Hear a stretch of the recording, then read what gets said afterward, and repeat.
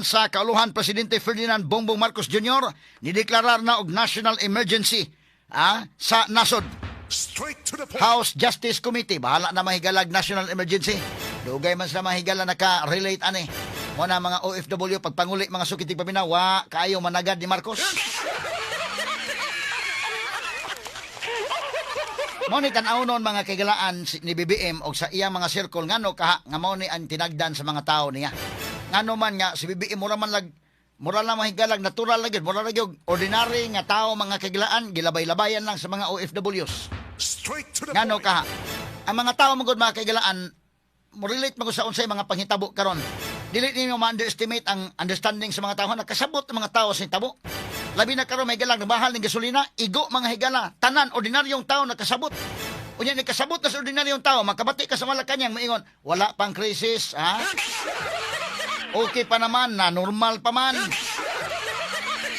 Nga diapon mga higalay House of Representatives, ang ilang priority bisan pa man mga higala og nagkaguliyang na karong adlaw magsugod na gyud sa hearing sa House Committee level sa impeachment nga kaso ni Sara Duterte.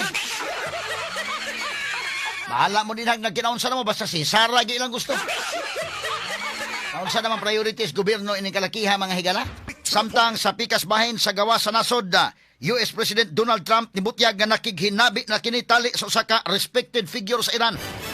Usa ka tinubdan nibutyag nga andam ang tiran sa pagpaminaw alang sa malungtaron nga sugyot sa pagtapos sa gira diha sa Middle East. Straight to the Ingon point. si Trump ay gala very good kuno ang ilang panag-istoryahan ay. Wala nga dunay 5 days may gala nga dugang lugway nga makabuot ang kahapsay kalinaw sa Middle East. Mahinaot ta may galag matapos na. Ang problema dako mga kaigalan ang Iran mga higala miingon pod nga wa may istoryaan ani Trump. Wa man may makikistorya ang Trump. So unsa man ning kalakiha tan-awon pod ni mga higala og doon na bay laing grupo nga gusto mo sabotahe nga doon na peace unta mga higala nga hisgutan nga doon na uban nga dili lang sa gusto padayon lang depende mo sa garbo mga kaigalaan. Nga miingon si US President Donald Trump okay na doon na may mga naistoryahan mo nang mi-extend siya may gala og dugang ultimatum, dugang mga adlaw kay doon na istoryahan unya doon mga punto nga maayo ang ilang istorya. Ang problema ron ang Iran pagtubag mga higala silang spokesperson na miingon, wa may istorya mi ana. So unsa may mahitabo ani mo na nga dakong ang puunon mahigala mahuman na ba ka ang gira mo balik na tas kalinaw mo balik na tas normal or mapadayon ni mga sukid dig paminaw. Di ba ka matandog ang garbo mahigala sa Amerika nga ingon Amerika okay na. No, doon na mahigalay initial nga talk nga medyo very good. Posibleng magkasinabot mga kaigalaan. Ang tubag sa tiran may galag, mingon itong tiran mga kaigsunan nga posibleng magkasinabot, medyo okay na. Ang problema ron mahigala, kiningo man tiran, wa man may magka-istorya ng Trump. Ayay mga kaigsunan, no? Kung saan man mo lungtad pa maganing gubat mga kaigsunan. Unya karon ang Saudi, niingon na po mahigalang Prince sa Saudi, ready me nga among ipagamit ang among airbase sa US para nga mutabang sa gira didto sa Iran. Straight to the point. Naunsa naman yung kalakiha, Indekin? Kay kining mga silingan po dito sa Middle East, sa unang report nga nakuha, medyo okay rasan sila mga higala, kay bully matud pa kining Iran, didto mga higala nga silingan.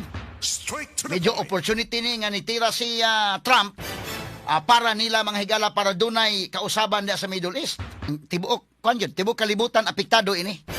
Kay ni amangod mahigala sa lana, ang oil mangod mahigala may apektado kay 20% sa petroleum products may kagalan diha kuha sa Middle East. Unya lisod kaayo ang pagkuha, labi na kita sa Asia. Kita may grabing apektaran kay ang ato mahigalang pag-angkat og lana diha man, pagpalit og lana diha man gyud sa Middle East. Lahi man sa uban nga mga countries, atis doon na sila gamay tinubdan dito kay. Kita unsa man natulon nga medyo lisod man gyud. Maka panghinuktok kita mga sukid dig paminaw. Kinig mo lanat pa dugay-dugay pagyod.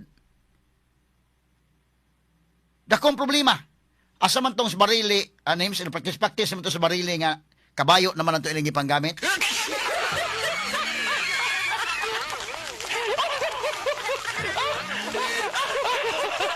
Ba't nakuha na ning problema ha? Kanalang gudaan may galag mo patubil ka sa kinan ang fuel save karon. Di man ka nagsugod pag itong 50 kapin sa 60 karon abot na mamahigalag 124. Og depende, ari ka mahigala sa kwan, tanan. Ari kag Shell, ari kag Petron, ari kag Caltex. Naunsa naman yung kalakiha mga sukitig paminaw. Nya, dayon lagi, kung ang lana may apektaran, tanan gyud apektaran. Ato ning mo ni mahigalay ko ano? Ang Malacanang mahigala bita karon kay murag niingon na mga higalang sige. Deklara na gyud mahigalag National Energy Emergencies nasod si BBM day. Kay dugay man mga sukitig paminaw. Mura man og kuan mga ordinaryong tao ba. Ang mga ordinaryong tao nag-agungoy na. Pero si BBM mahigala sa antiklir ningon pa nga walang krisis. Okay lang.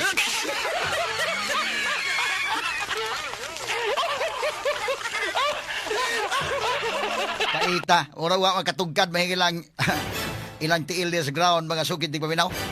Hisos, ato lang giagi kato katawa ba. Pero mo lagi ni o mulungtad pa ni dugay-dugay. Kita ang gutay source mga higala nato nga kakuhaan bag mga produktong petrolyo.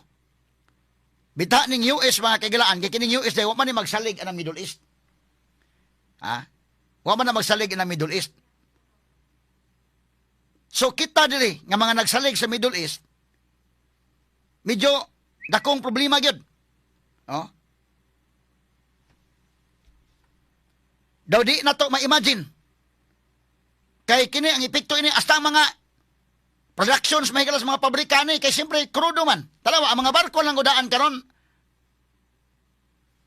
Wa na mo dagan ang uban ha, daghan nga magipag-cancel. Hasta ang eroplano mo cancel na mga higalag mga flights. Tungod sa kamahal mga kagalaan sa kwan. Sa gas. Malkansi man ang ilang biyahe inday kin og labi pag pasayro og eroplano gamay rag pasayro unya ni naagi ka na nga ruta. Cancel. Og ato matan-awan ato mga kalsada ron ato Martis mga kagalaan nga mo'y pag-announce nga patubil mo daan kay ugma mo. Kuana? Perting daghan ng skina ng gawas sa pagmartis pagka Miyerkules mingaw. Makita ni mong kalsada ron, medyo lahi ang traffic day. Nag-carpooling siguro ang mga tao na lang. Mo ni ang resulta mga kagalaan. So, kining ato, mga pag-ampo, mga kagitsunan, ang ubang mga simbahan karon, apil na sila mga pag-ampo, nga doon na unta mahigalay, kahapsay kalinaw na, diha sa Middle East. Kung atong timbang-timbangon, maulagi ni ron. Si Trump mga higala miingon na nga dunay productive conversation regarding a complete and total resolution sa hostilities diha mahigala sa Middle East. Kisa may gikaistorya ang Trump nga niingon man sa tong spokesperson sa Middle East wa man may anang istorya, wa man magkaistorya ang Trump.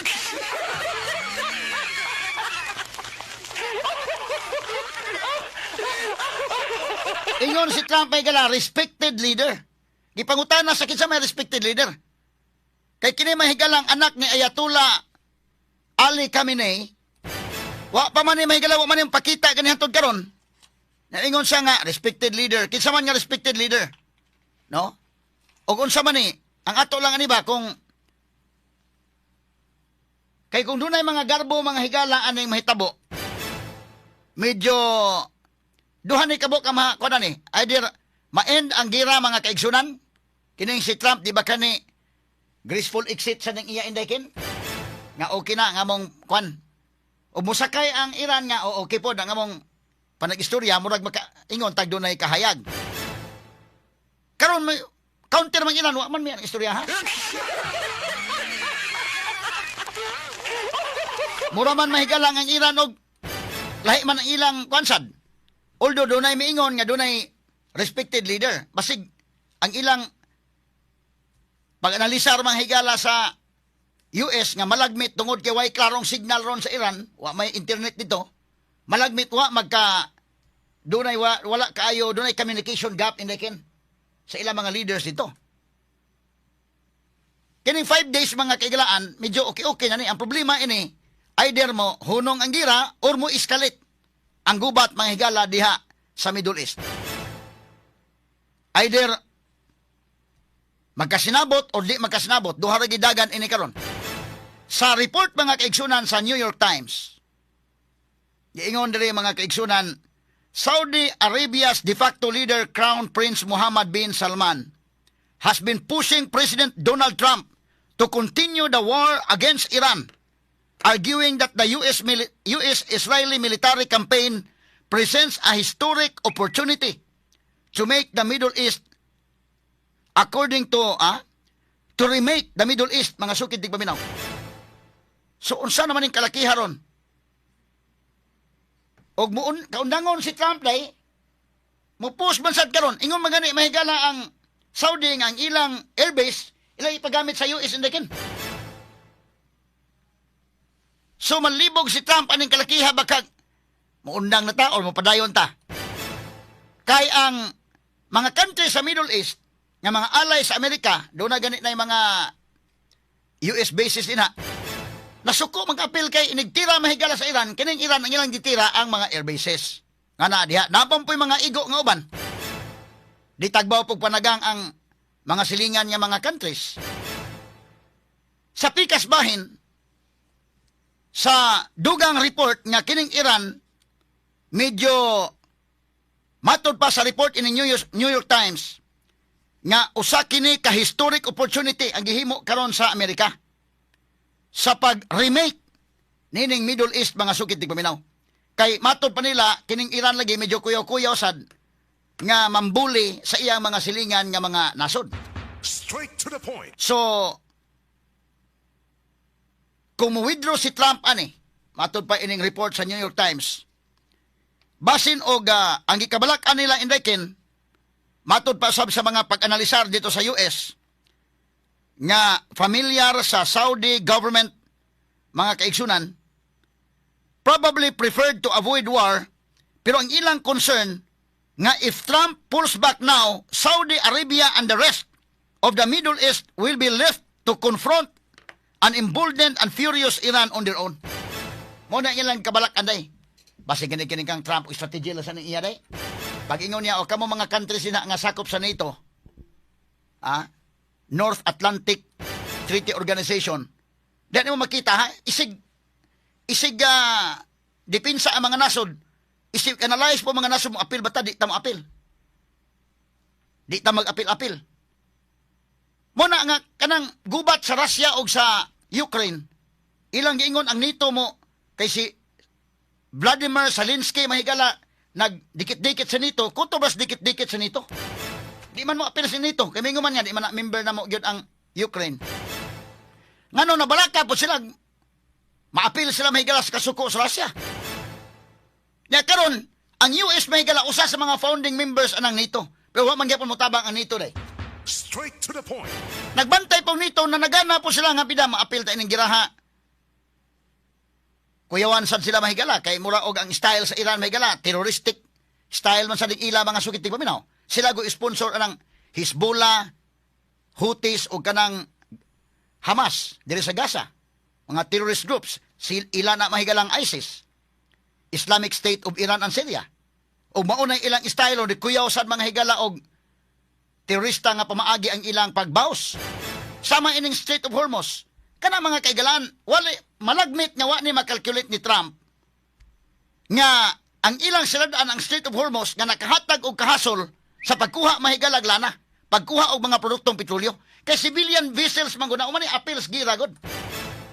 Kanang 17 vessels nga gipangtira nila mga higala sa Iran nga ugdaw ng maong mga barko. Pulos na mga civilian vessels.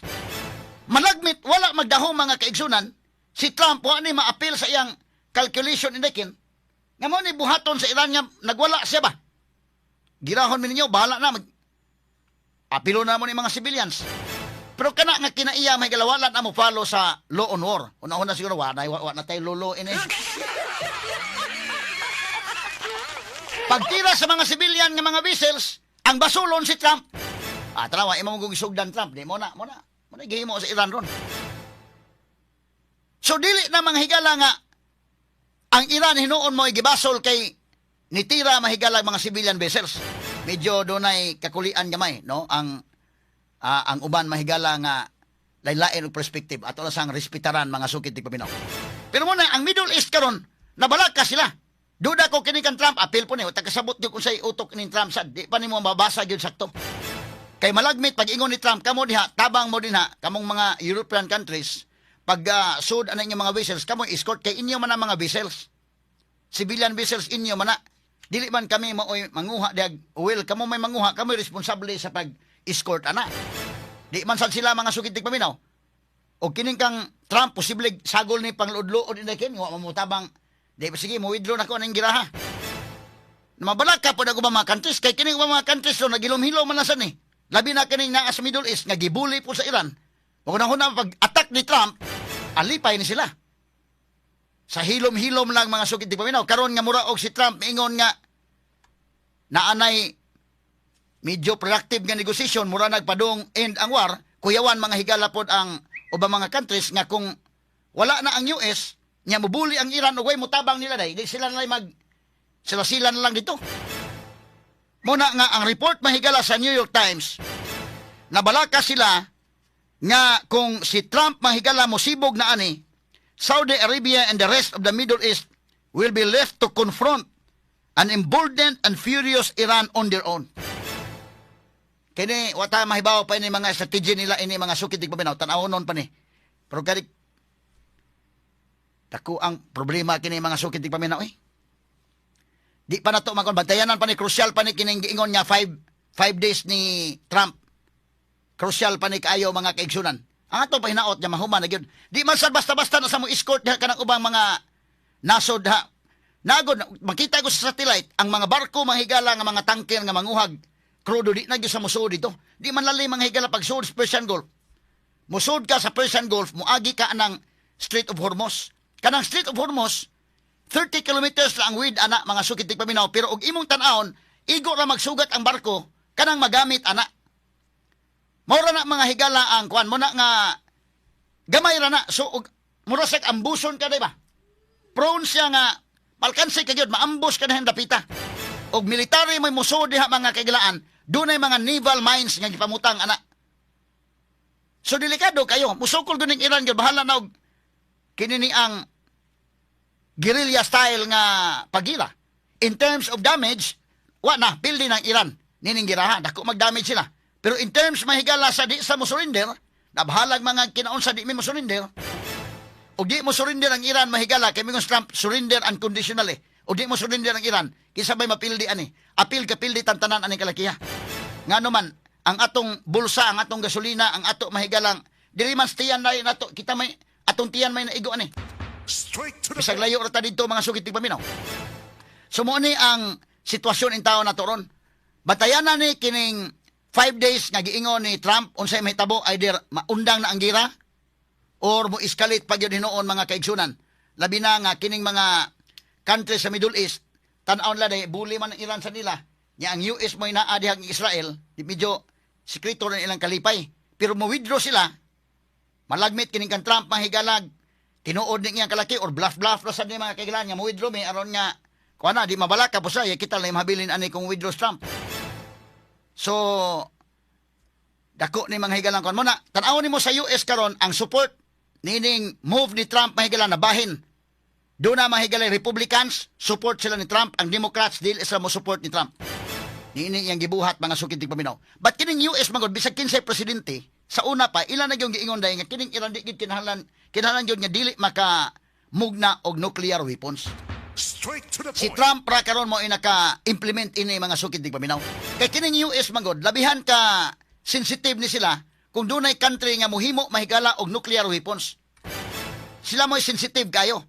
Mo na nahitabo kaniadto sa Iraq nga ang pasangil ni George Bush, duha man to ka Bush, ang unang presidente, ang amahan mga sukid di paminaw, gira to sa Gulf War gyapon to Iraq ang kontra.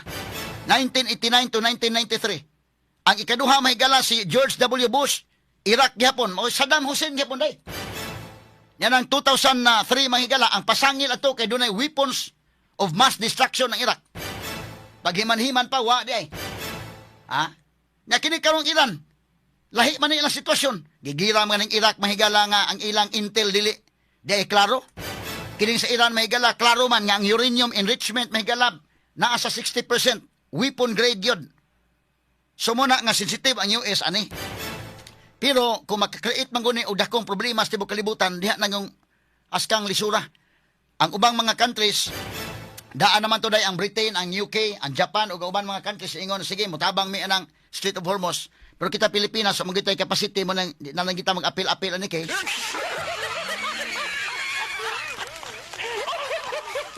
Kadaplin lang ta tan-aw lang ta ani kalakiha pero problema inig malangan-langan ni kita mo ay alaot. Kay wa man ta mahigalay source gud ani. So sa natad sa gubat, ilom-hilom na gyud ta mga sukit paminaw. Bahala na lang uban mga nasod murag mo commit ng uban. Kini Saudi gini issue nag statement mga kagilaan kita Pilipinas sila di kita mo issue statement lagi sa kiki. Kay matod pa mahigala iaito lang agi kanta-kanta names nga diri sa ato sa ila mga missiles manglupad na pero diri sa ato ang manglupad wakwak ra. Kaya kanta ato lang acknowledge si kinsay tag-iya ning kanta habe aron nga pa wa sa stress lang sa man to names. Ay, kani. Sige. Sige, be, kano. Katawanan ng iyang kanta, be. O, di man bate. Iran, perting kubuta, iko'y yawan, yun po atong higayuna, na aksyon ko kapalaka, pasinunyag maapil ta. Nagulan, ug mga bala, mga building na iko, perting bungkaga, manglupad, ang ilahang mga bomba, unya diri sa atua, ang mulupad kay wakwakra. Musuko na Pilipinas, sa away di ta mo atras, mga wakwak hatagang armas, daghano na to ang haplas. Ang wakwak may dalang armas, naapay pa ako kauras, para mo daghan ang kauban, mga kontra atong patakdan. Ang wakwak, maoy triningon, ang ilahang mga ngipon atong bairon.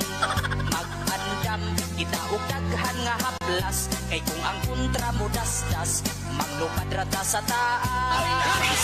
Musukol na Pilipinas, sa away di ta mo atras, mga wakwak hatagang armas, daghano na to ang haplas. Ang wakwak may dalang armas, naapay pa ako kauras, para mo daghan ang kauban, mga kontra atong patakdan.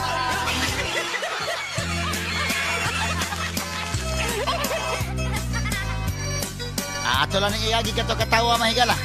Ang wakwak, dili pa kanon.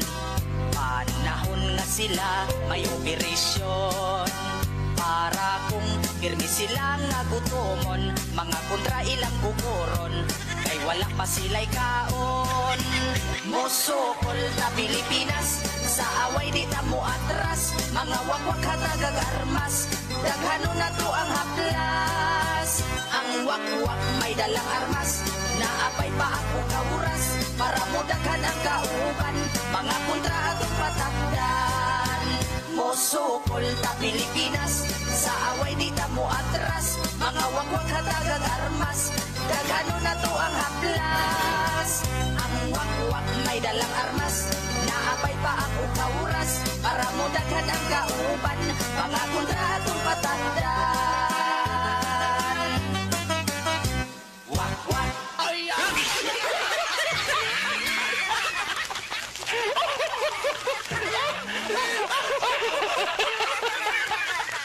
Ato lang ni agi ka to katawa mga sugintig paminaw. Wa man tay mahim sa ani king ha.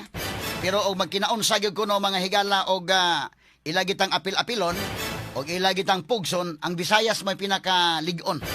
Ha? Kay ni aman tong kuan ang ato go mga air bases Pilipinas. So salma na Villamor Air Base, Mactan Air Base, unya sa Mindanao dai dunay usa ka air base po dito. Pila ra man na. Pero may ka mahigala tinuod na yung gira pero og sagulan na to mahigalag. Sagol pa to o kitay pinakaligon din sa Visayas. Kay ni aman nato may galang atong Siquijor Air Asset. Ang Capiz Mahigala Air Force o ang Naga Air Base.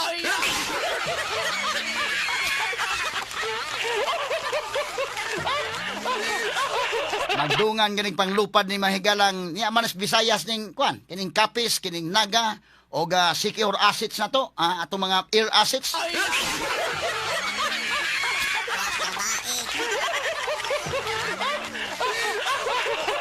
Kanya kining gira ron mahigala murag work from home naman ni ron. Kay computerized naman ni mahigala murag nagduwa lang counter strike. malagmit ug mauho na ang training anito sa Sikihor. Work from home sa gyapon. Mga munyikal itong gamiton nga tuhog-tuhugo na to, okay?